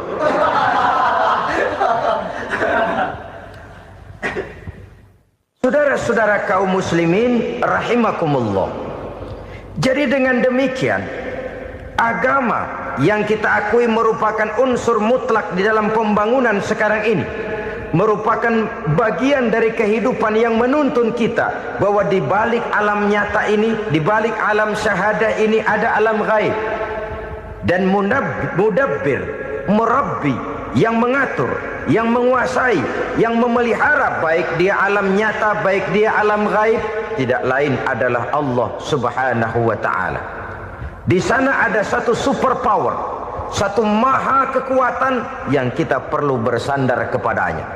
Sebagai makhluk nyata yang hidup di alam nyata, berbuatlah secara nyata sebagaimana harusnya kita berbuat. Karena Islam jelas bukan agamanya orang pemalas. Islam jelas bukan agamanya orang yang mengajarkan setelah selesai sholat boleh duduk, nggelenggem ayam-ayam, ndelohom, menghitung bintang di langit sambil menunggu keajaiban. Tidak. Islam adalah agama yang mengajarkan apabila sholat sudah selesai kamu kerjakan, bertebaranlah di permukaan bumi, cari karunia Tuhanmu. Jangan hidup berpangku tangan menunggu keajaiban. Karena hidup bukan undian. Jangan berharap untung besar tanpa mau peras keringat. Tapi di sebalik itu toh kita juga harus yakin bahwa di sisi usaha nyata yang kita lakukan ada satu super power, satu maha kekuatan gaib yang menentukan berhasil dan tidaknya usaha kita. Kepercayaan kepada hal semacam inilah yang mendorong kita untuk mempunyai sandaran vertikal, agar jikalau usaha ini berhasil, kita tidak lupa diri dan lupa daratan. Jikalau usaha ini gagal, kita tidak putus asa dan buruk sangka, tidak cupik pandangan dan sempit hati, tapi mampu melihat persoalan dengan kacamata putih sambil husnuzon kepada Allah Subhanahu wa ta'ala. Kita percaya malaikat itu ada. Ada yang namanya raqib dan atid, mengawasi gerak hidup kita sampai kepada gerak hati kita. Ini memberikan sugesti agar kita berhati-hati. Tidak sejengkal tanah pun kita bisa berlindung dari pengawasan raqib dan atid. Ada munkar nakir yang akan menyoal kita di alam kubur. Ada malaikat Malik, penjaga neraka. Ada malaikat Ridwan yang menjaga surga. Kita percaya kepada adanya jin, kita percaya kepada adanya setan, iblis. Percaya kepada adanya, bukan mempercayai si setan, si iblis lalu menjadikannya sebagai teman. Tidak. Percaya bahwa mereka itu ada dan merupakan makhluk Allah yang gaib yang diciptakan Allah Azza wa Jalla. Kepercayaan kepada alam gaib memberikan motivasi terhadap gerak lahir manusia, sehingga dengan motivasi kepercayaan kepada yang gaib, gerak lahir jadi lebih terarah, jadi lebih terpelihara. Pernah seseorang bertanya, "Pak, apakah adanya akhirat bisa dibuktikan secara ilmiah?" Saya bilang tidak bisa, tidak bisa. Kenapa? Karena yang berangkat nggak pernah pulang kemari lagi. Kalau dia pulang kemari bisa kita tanya bagaimana enak di sono. Cuma secara moral saya katakan, lebih beruntung orang yang percaya kepada akhirat daripada yang tidak. Sekarang saudara percaya akhirat ada, lalu saudara baik-baik di dunia, sholat, puasa, zakat, menolong orang lain, menebarkan kebajikan. Saudara mati, andai kata akhirat tidak ada, toh dalam hidup saudara sudah berbuat baik. Paling tidak nama saudara akan dikenang sebagai orang baik.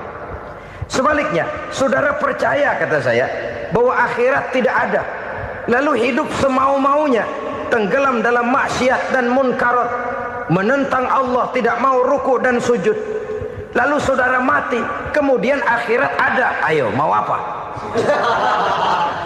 Bekal tidak punya. Jadi secara moral lebih beruntung orang yang percaya kepada adanya akhirat daripada yang tidak percaya. Dan itu alam gaib yang tidak bisa dibuktikan secara eksat.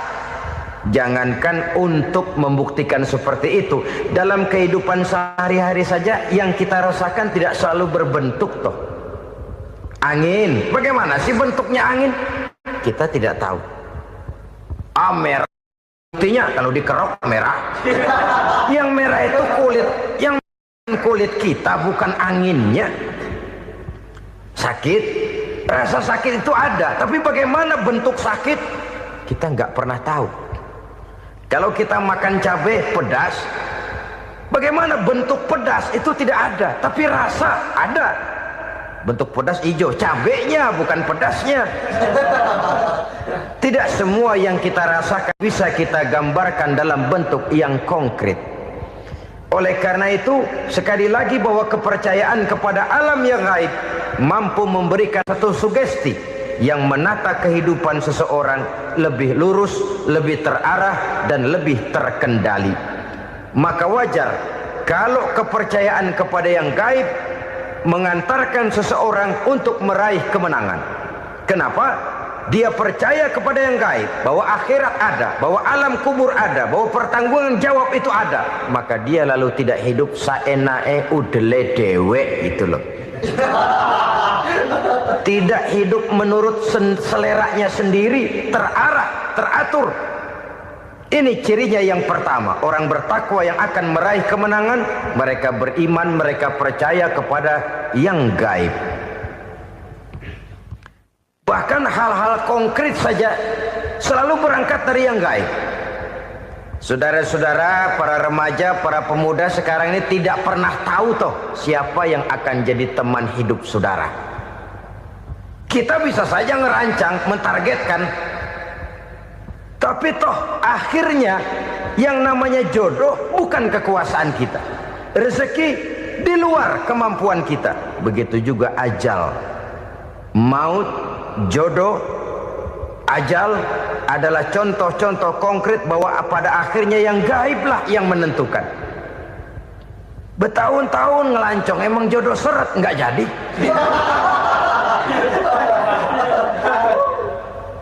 Begitu kenal baru setengah malam nginep ditangkap hansip kan. Hal-hal semacam itu kadang-kadang kita berpikir suuzon, gile, perempuannya cakep banget, lakinya rebek amat. Memang begitulah jodohnya. Memang begitulah jodohnya. Saudara hadirin ma'asyiral muslimin yang saya hormati, jadi hal-hal yang konkret saja kita yakini sepenuhnya ditentukan oleh satu superpower yang gaib itu tadi. Dari sanalah segala ketentuan itu berangkat dan kesanalah segalanya akan kembali. Maka kepercayaan kepada yang gaib meluruskan gerak hidup seseorang dan itu akan mengantarkan dia kepada meraih kemenangan. Satu. Yang kedua, wa yuqimuna shalah.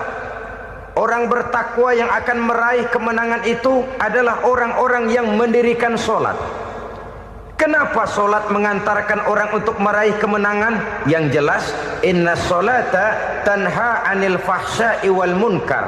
Sholat mampu mencegah manusia dari perbuatan keji dan munkar. Banyak filsafat hidup yang terkandung di dalam sholat ini. Sejak kita wudhu sampai kita menghadap ke arah kiblat, sampai kita melakukan gerak-gerak sholat, bacaan-bacaan yang ada di dalam sholat, lalu sampai kepada mengucapkan salam. Banyak filsafat hidup yang terkandung di dalam sholat. Umpamanya saja, setelah takbiratul ihram mulai kita dengan sholat dalam posisi berdiri, diajarkan dalam kitab-kitab fikih agar kita melihat ke arah tempat sujud. Ini kan filsafat kehidupan. Kalau kamu sholat dalam posisi berdiri, lihat tempat sujud.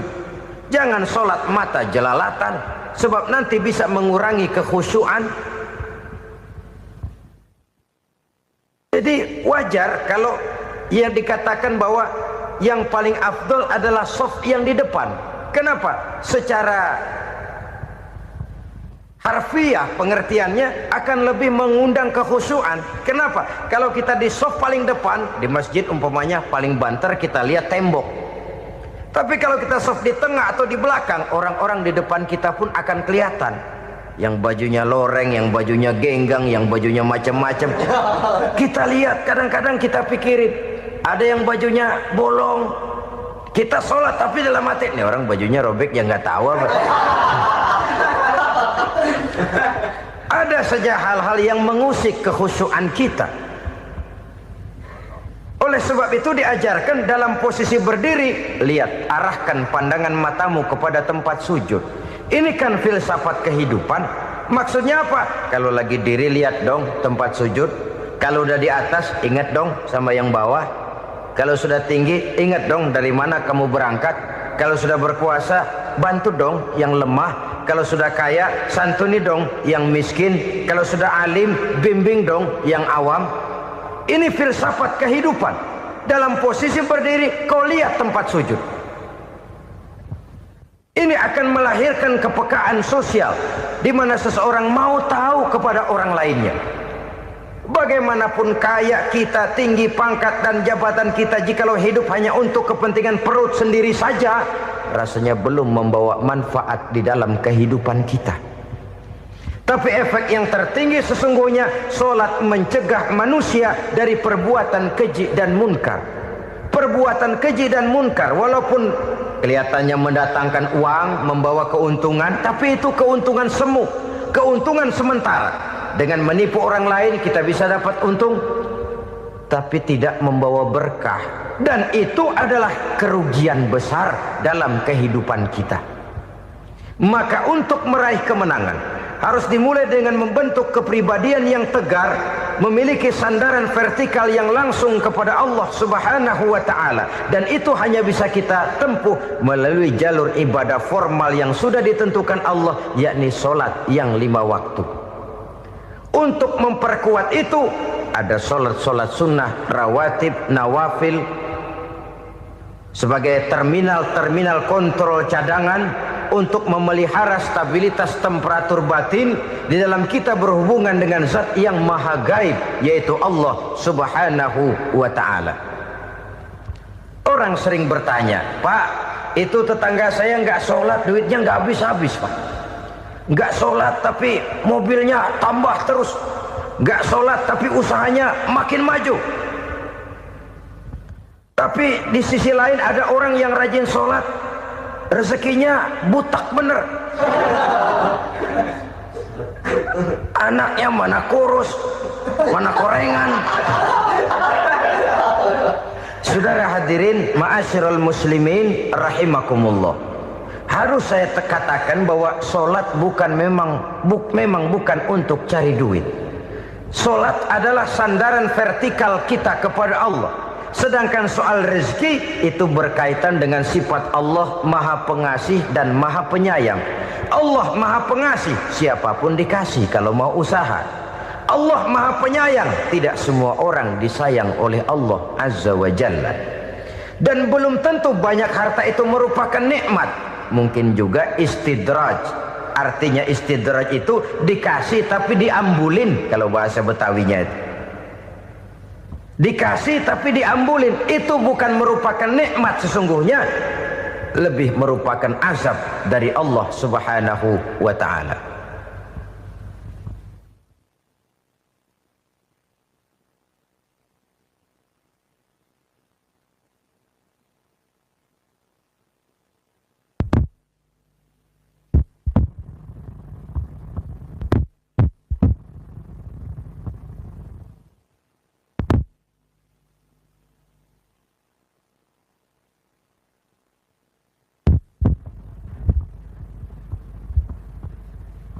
Agama mempunyai sistem sholat, dan kita umat Islam telah dituntun oleh Allah Subhanahu wa ta'ala yang wajibnya 5 kali dalam sehari semalam mendirikan sholat, dan itu tentu berada dalam jangkauan kemampuan manusia. Pada awalnya barangkali kita memang merasa sholat itu satu kewajiban, tapi semakin kita hayati makna, manfaat dan filsafat yang terkandung di dalam ajaran sholat, semakin sampai kita kepada keyakinan bahwa sholat adalah keperluan kita. Sehingga pada waktu tertentu dinilai puncaknya, kita tidak lagi akan berkata saya wajib sholat, tapi kita akan berkata saya perlu sholat. Kalau kita sudah merasakan itu adalah keperluan kita, nah di sanalah kita baru akan merasakan ruginya kalau hal itu tidak kita laksanakan. Sepanjang kita masih berkata saya wajib sholat, kita akan lebih merasakan dia sebagai beban ketimbang sebagai keperluan. Yang jelas Allah tidak memerlukan ibadah yang kita laksanakan ini. Dengan kata lain, andai kata satu dunia penuh ini orang tidak ada yang sholat satu pun, Allah tidak akan turun dari jabatan Tuhan. Jangan lalu berpikir kalau kita ngambek se-RW kagak sembahyang Tuhan tekor kali ini ya. Tentu tidak. Itu perlunya kita, bukan perlunya Allah. Dan pada induknya kita akan berkata saya perlu agama. Kalau secara induk kita sudah memerlukan agama, maka konsep-konsep yang ada di dalam ajaran agama itu pun adalah juga merupakan keperluan kita. Baik dia bernama sholat, baik dia bernama puasa, baik dia bernama zakat, baik dia bernama haji, seluruhnya adalah keperluan kita. Dan sesuatu yang kita perlukan apabila tidak kita laksanakan akan melahirkan kerugian di dalam kehidupan. Jangan heran kalau kita membaca riwayat perjalanan hidup para salafus soleh, orang-orang soleh. Ada yang tahajud sampai 100 rakaat, ada yang sholat malam kakinya sampai bengkak. Kita sekalinya bengkak biri-biri. Ada yang sholat membaca surah dalam Al-Quran sampai khotam Quran. Kok mau? Mereka sudah merasakan itu keperluan. Itu saja soalnya. Satu saat pun jikalau kita merasa bahwa itu keperluan saya, kita pun akan melaksanakan seperti itu. Keperluan saya dalam kehidupan. Inilah yang kedua. Yang ketiga, orang bertakwa yang akan meraih kemenangan itu, wa mimma razaqnahum yunfikun.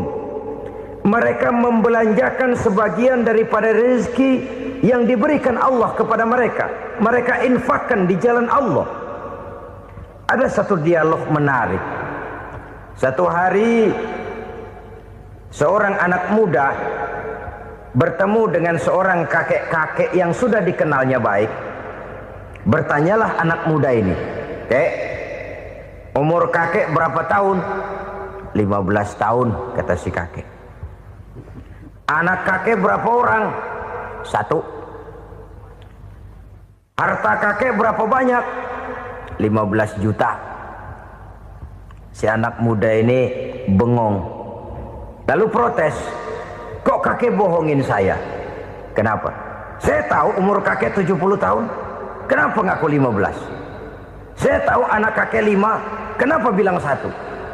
Saya tahu kakek miliuner, miliaran uang kakek. Kenapa ngaku cuma 15 juta? Begini, kata si kakek tadi. Benar, umur saya 70 tahun. Tapi dari umur yang 70 tahun itu baru 15 tahun terakhir ini saya merasakan ibadah kepada Allah. Meninggalkan maksiat, jauh dari segala macam munkarat.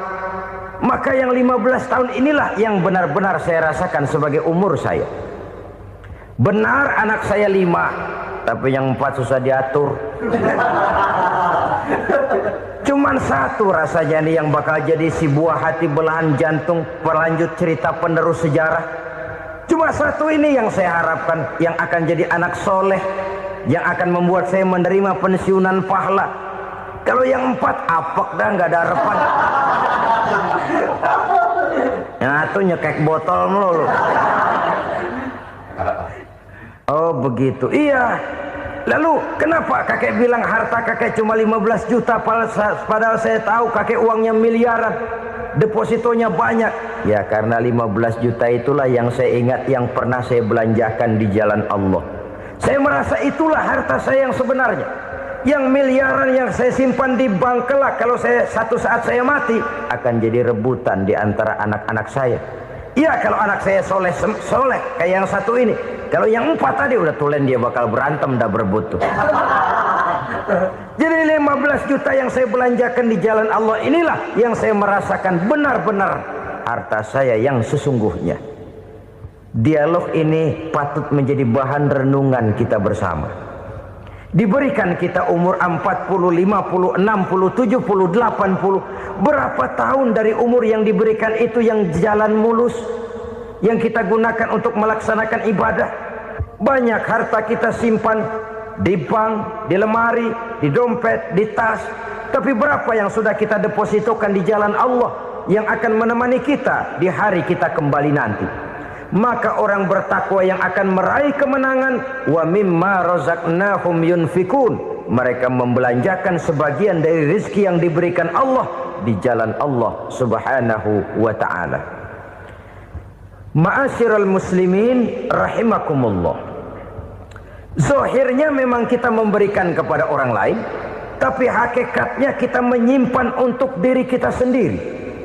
Kita memberikan kepada yatim piatu 25.000. Zahirnya kita memberikan si yatim, hakikatnya kan kita cuma nyimpan. Saya berikan titip kepadamu, ini untuk saya di akhirat. Kau boleh belikan baju, kau boleh belikan untukmu makan, kau boleh bayarkan sekolahmu. Ini untuk saya. Hakikatnya kita nyumbang masjid 1 juta, zahirnya kita berikan kepada panitia masjid, tapi hakikatnya kan cuma titip 1 juta ya untuk saya di alam kubur nanti. Silakan kau boleh belikan semen, ini uang, belikan besi, belikan pasir. Saya cuma sekedar titip untuk kepentingan saya. Hakikatnya kita cuma sekedar menitip. Sebagaimanapun pada hakikatnya, apapun yang kita miliki dalam kehidupan kan cuma sekedar hak guna pakai, bukan hak milik mutlak. Harta kita, rumah kita, kendaraan kita, kebun kita, pabrik kita, hak guna pakai saja. Hak milik mutlak cuma untuk Allah Subhanahu wa ta'ala. Saudara-saudara kaum muslimin rahimakumullah. Ini yang ketiga. Kemudian yang keempat, orang-orang bertakwa yang akan meraih kemenangan, allazina yu'minuna bima unzila ilaika. Mereka yang beriman, mereka yang percaya kepada apa yang telah diturunkan kepadamu Muhammad, ay Al-Quran, yakni Al-Quranul Karim. Setelah percaya kepada yang gaib, mendirikan solat, kemudian menginfakkan sebagian dari rezeki yang diberikan Allah, mereka juga lalu percaya kepada yang diturunkan terhadap Nabi, yaitu tidak lain Al-Quranul Karim. Sekali lagi di sini, percaya bukan hanya sekedar percaya saja, tetapi percaya lalu menjadikan Al-Quran itu sebagai pedoman hidup. Sebab memang Al-Quran itu adalah GBHM, garis-garis besar haluan muslim. Apa yang harus kita lakukan, apa yang harus tidak kita lakukan, bagaimana mestinya kita bertingkah laku dan berbuat, seluruhnya tercantum di dalam Al-Quranul Karim. Itu sebabnya ketika satu hari Aisyah ditanya bagaimana akhlak Rasul, beliau menjawab, kana Rasulullah sallallahu alaihi wasallam khuluquhul Quran. Akhlak daripada Rasulullah tidak lain adalah Al-Quran. Jawaban simpel ini memberikan gambaran bahwa keseluruhan daripada konsepsi Quran sudah diterjemahkan dalam kehidupan Rasulullah Sallallahu Alaihi Wasallam. Karena kita tahu akhlak adalah keseluruhan dari gerak hidup manusia. Sejak ia berpribadi, berumah tangga, bertetangga, bermasyarakat, sampai kepada berbangsa dan bernegara, Al-Quran tetap memberikan sentuhan nilainya. Oleh karenanya, orang-orang yang bertakwa adalah orang-orang yang menjadikan Al-Quran sebagai pedoman dalam kehidupannya. Dan kita yakini Al-Quran diturunkan kepada Nabi Muhammad bukan merupakan produk Nabi Muhammad. Isi dan redaksinya langsung dari Allah Subhanahu wa ta'ala. Kemudian cirinya yang kelima, orang bertakwa yang akan meraih kemenangan itu, wa ma unzila min qablika. Tidak hanya sekedar percaya kepada yang diturunkan terhadap Nabi Muhammad yaitu Al-Quran, mereka juga percaya kepada apa yang pernah diturunkan kepada para nabi, kepada para rasul sebelum Nabi Muhammad. Percaya kepada adanya suhuf, percaya kepada adanya Taurat, percaya kepada adanya Injil, percaya bahwa Allah dahulunya sudah menurunkan Taurat kepada Musa, percaya bahwa Allah sudah menurunkan Injil kepada Isa, percaya Injil ada, Taurat ada, diturunkan Allah untuk Isa dan Musa, tetapi tidak wajib mengamalkannya karena kita sudah diberikan Al-Quranul Karim. Ini yang perlu saya garis bawahi. Kita percaya Allah telah menurunkan Injil dahulu kepada Isa. Kita percaya bahwa Allah telah menurunkan Taurat dahulunya kepada Nabi Musa. Kadang-kadang ini dijadikan dalih, dikacaukan pengertiannya. Quran saja mengajarkan bahwa orang yang bertakwa harus percaya kepada Injil, maka pakailah Injil. Apalagi kalau ayat sebelumnya ditilap, dihapus, dihilangkan, Injilnya yang ditekankan, maka akan terjadilah penekanan yang salah arah. Karena salah arah akhirnya bisa merusak dan menghancurkan akidah. Ketika Rasul suatu saat pernah ditanya orang, "Ya Rasul, bagaimana sikap kita sebagai muslim terhadap Injil yang ada sekarang?" Beliau menjawab, "La tukadzibuhu jami'an wa la tusaddiquhu jami'an." Jangan didustakan seluruhnya, jangan juga dibenarkan semuanya. Artinya, ini sudah merupakan gambaran dari Rasul bahwa dalam Injil yang ada sekarang masih ada ajaran-ajaran tauhid yang dibawa oleh Nabi Isa dan diajarkan kepada umatnya. Tapi juga dalam Injil yang sekarang ini sudah terkena intervensi dan investasi manusiawi. Karena itu Rasul menyimpulkan, la tukadzibuhu jami'an wa la tusaddiquhu jami'an. Jangan didustakan semua, jangan dibenarkan seluruhnya. Kita memang percaya Allah telah menurunkan Injil kepada Nabi Isa dulu, tapi kita tidak wajib mengamalkan Injil. Kita percaya Allah telah menurunkan Taurat kepada Nabi Musa, tapi kita tidak wajib mengamalkan kitab ajaran Taurat. Yang wajib kita percayai dan kita amalkan hanyalah Al-Quranul Karim. Kenapa? Oleh karena baik yang ada di dalam Taurat, baik yang ada di dalam Injil, tentu tercakup di dalam Al-Quran sebagai kitab terakhir yang diturunkan oleh Allah Subhanahu wa ta'ala. Dan itu wajar. Kalau seorang pejabat mau mengeluarkan satu keputusan baru, tentu dia harus meninjau keputusan-keputusan lama. Andai kata dianggap tidak berlaku, dianggap tidak relevan lagi, maka keputusan-keputusan lama itu tentu sudah dianggap tidak berlaku. Sebagian daripada aturan-aturan dalam keputusan lama yang masih dianggap relevan tercantum dalam keputusan baru yang wajib diamalkan. Begitulah hubungannya antara Al-Quran, Taurat, Zabur, dan Injil. 4 kitab samawi yang diturunkan Allah masing-masing kepada Zabur untuk Nabi Daud, Taurat untuk Nabi Musa, dan Injil untuk Nabi Isa alaihi wassalatu wassalam.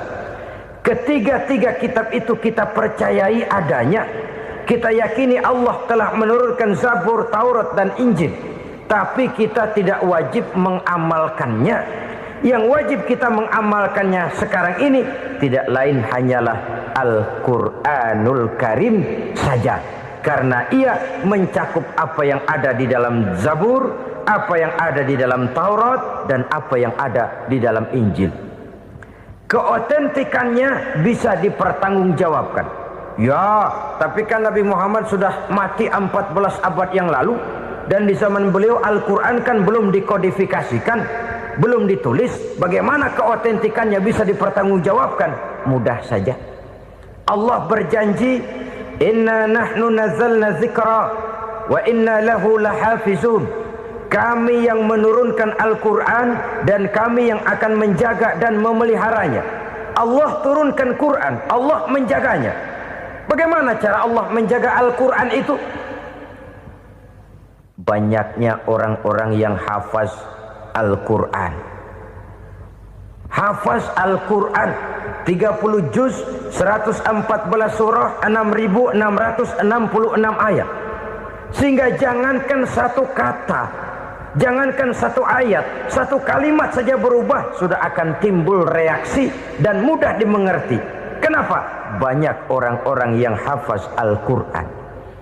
Sedangkan pada setiap akhir tahun biasanya malaikat Jibril selalu mengadakan checking terhadap ayat-ayat yang diturunkan pada waktu itu. Di zaman Nabi sendiri sudah ada usaha kodifikasi. Dan yang lebih luar biasa lagi, sampai hari ini tidak seorang pun mampu membuat satu ayat saja semacam Al-Quran. Ke bahasa manapun dia diterjemahkan, naskah aslinya tetap ikut, rujukan dasarnya tetap ada.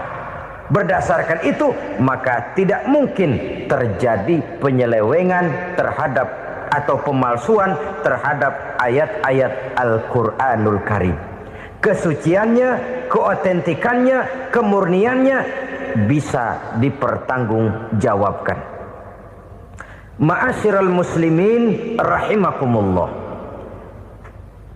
Oleh karenanya, konsepsi dasar daripada ajaran Islam ini memang tidak lain adalah Al-Quran dan Sunnah.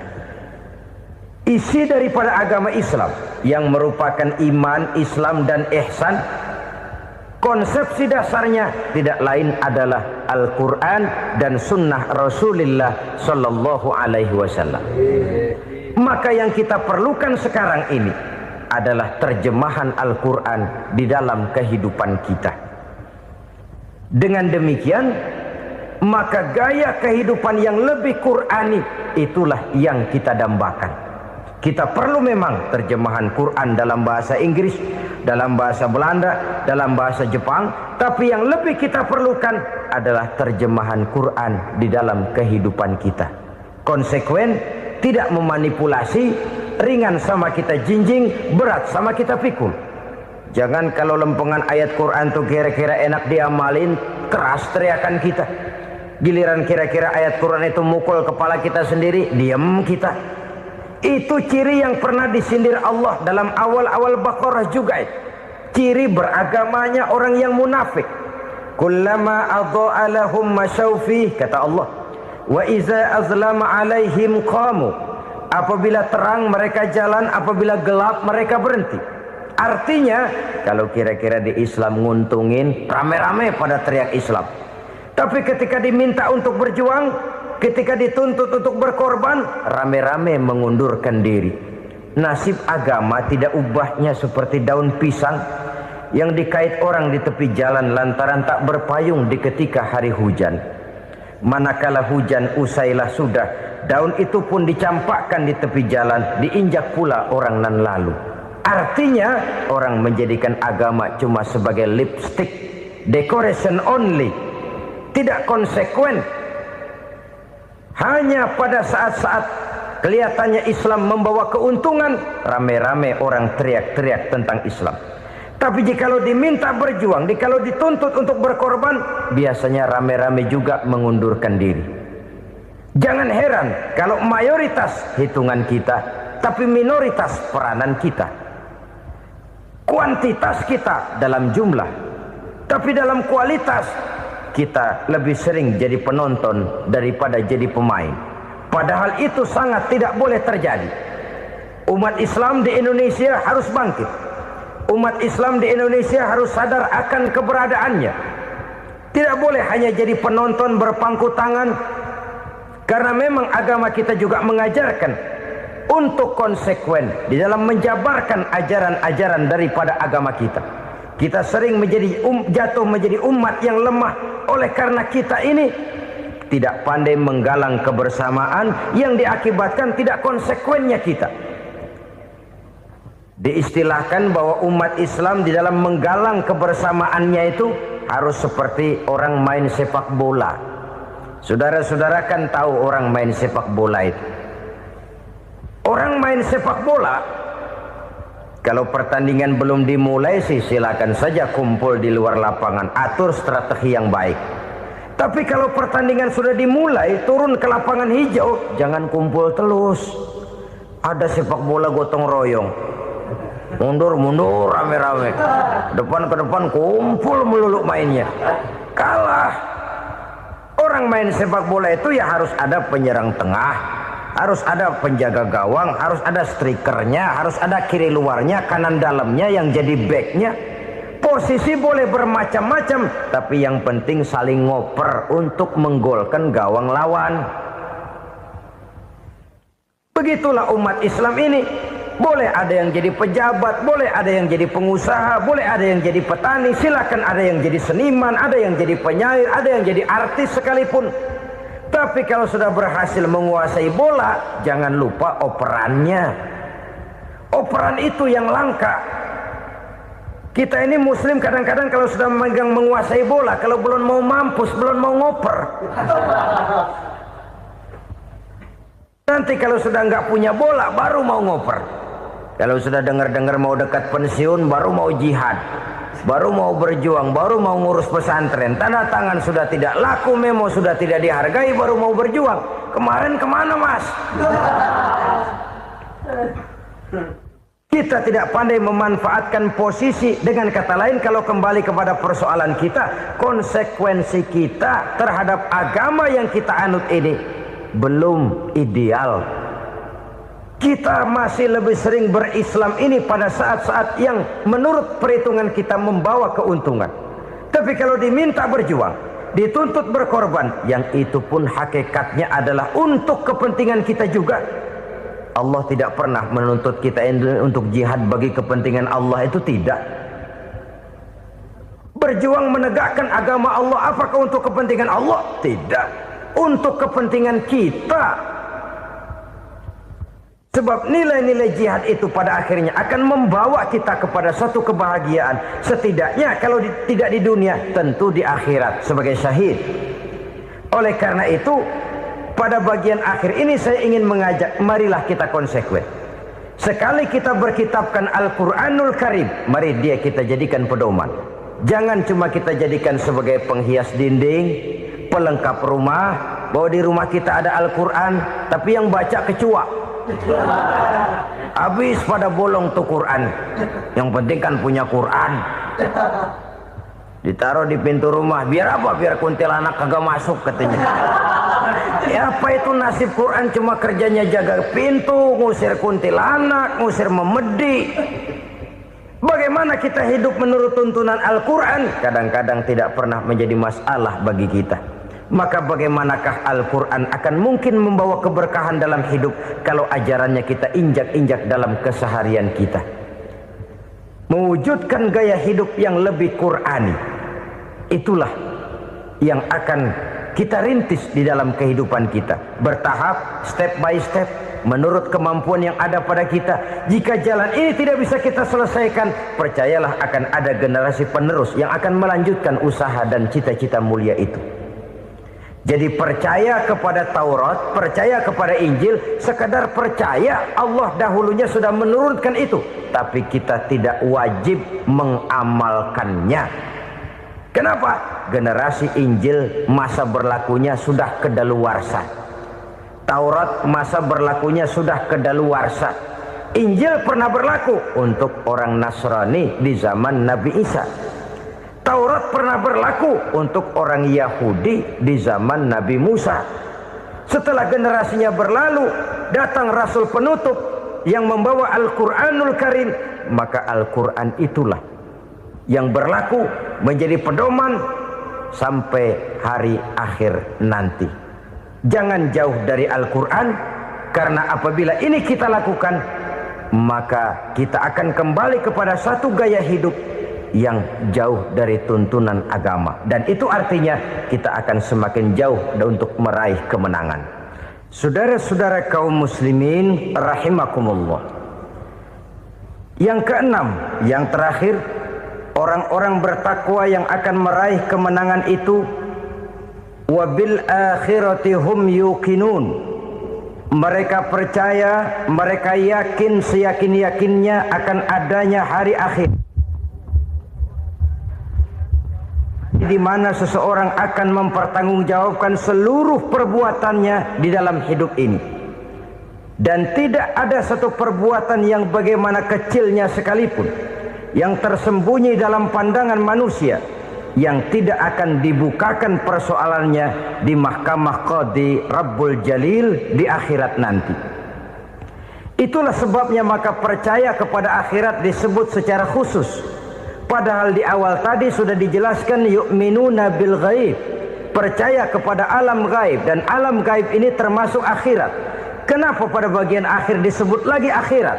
Karena ternyata bahwa kepercayaan kepada adanya akhirat merupakan induk dari kepercayaan terhadap adanya malaikat, setan, jin dan lain sebagainya, dan akan lebih memberikan sugesti dalam kehidupan manusia untuk meluruskan gerak hidupnya. Jikalau satu saat tergerak hati akan berbuat kejahatan, ingin mencuri, sadarlah, awas ada akhirat. Sebab kalau kita cuma teriak awas ada polisi, itu cuma tertunda sementara, begitu polisi meleng, embat. Kalau kita ingin berbuat jahat cuma berteriak awas ada hansip, cuma sementara ketika hansip itu ada. Tapi kalau ceritanya awas ada akhirat, mau menyeleweng awas ada akhirat, mau berjudi awas ada akhirat, mau mencuri awas ada akhirat. Keyakinan yang akan meluruskan gerak hidup manusia sehingga gerak itu jadi lebih terarah dan terkontrol, tidak merugikan baik diri sendiri, lebih-lebih orang lain. Ternyata bahwa kepercayaan kepadanya adanya hari akhirat sanggup menjadi sumber daya kontrol dari kehidupan manusia, sehingga ia tidak terjebak dalam perbuatan maksiat dan munkarat. Saudara-saudara kaum muslimin, inilah saja yang kita bicarakan pada pertemuan kali ini. Semoga Allah subhanahu wa ta'ala memberikan kekuatan zahir dan batin kepada kita untuk dapat meraih kemenangan dengan beriman kepada yang gaib, mendirikan solat, membelanjakan sebagian dari rezeki yang diberikan Allah, percaya kepada Al-Quran, beriman kepada kitab-kitab